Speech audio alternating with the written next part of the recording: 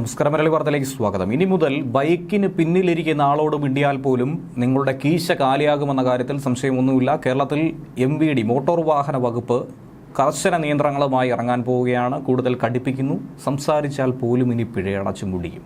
ഇതാണ് നിലവിലെ സാഹചര്യം. നമുക്കറിയാവുന്നതാണ്, ഇരുചക്ര വാഹനത്തിന് മുന്നിലും പിന്നിലും ഇരിക്കുന്നവർ ഹെൽമറ്റ് ധരിച്ചു വേണം യാത്ര ചെയ്യേണ്ടത്.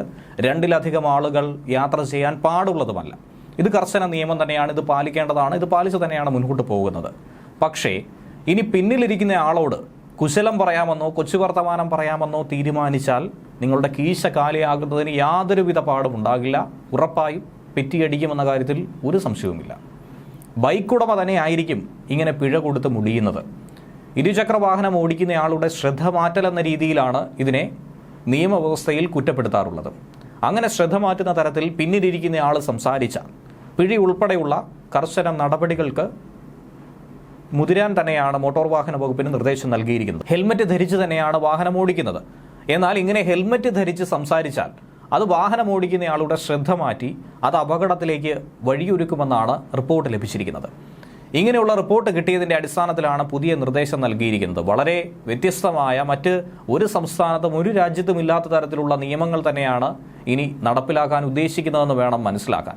ഇങ്ങനെ സംസാരിക്കുന്നത് ഇനി ശ്രദ്ധയിൽപ്പെട്ടാൽ കർശനമായ നടപടി എടുക്കുമെന്ന് എല്ലാ RTOമാർക്കും അയച്ച സർക്കുലറിൽ joint transport commissioner K. Manoj Kumar പറയുന്നുമുണ്ട്. എന്നാൽ പാവം മോട്ടോർ വാഹന വകുപ്പ് ഉദ്യോഗസ്ഥരുടെ അവസ്ഥയും വളരെ കഷ്ടമാണ്. കാരണം അവരിൽ നിരവധി ആളുകളാണ് ഇരുചക്ര വാഹനം ഉപയോഗിക്കുന്നതും ഇതുപോലെ പിന്നിൽ ആളെ ഇരുത്തി യാത്ര ചെയ്യുന്നതും. അവർക്ക് പോലും ഇനി മിണ്ടാനോ ഉരിയാടാനോ കഴിയാത്ത ഒരവസ്ഥയാണ് ഉണ്ടാകുന്നത്.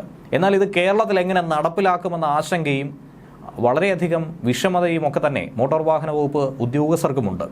വാഹനങ്ങളിൽ ചട്ടവിരുദ്ധമായി സർക്കാർ മുദ്രകളും ബോർഡുകളും ഉപയോഗിക്കുന്നു എന്ന ഉദ്യോഗസ്ഥർക്കെതിരെ കർശന നടപടി സ്വീകരിക്കണമെന്ന നിർദ്ദേശം കഴിഞ്ഞ ദിവസമായിരുന്നു ഹൈക്കോടതി മുന്നോട്ട് വെച്ചത്. അതനുസരിച്ചുകൊണ്ട് നടപടി സ്വീകരിക്കാനും തയ്യാറായിരുന്നു. പക്ഷേ ഇങ്ങനെയുള്ള നീക്കങ്ങൾ, ഇങ്ങനെയുള്ള നടപടികൾ, ഇതുപോലുള്ള നിയമങ്ങൾ വരുമ്പോൾ അതിലൂടെ എങ്ങനെയാണ് ജനങ്ങളെ കൊള്ളയടിക്കുക എന്ന സ്വാഭാവിക ചോദ്യം അവരുടെ മനസ്സിൽ ഉണ്ടാകുന്നതാണ്.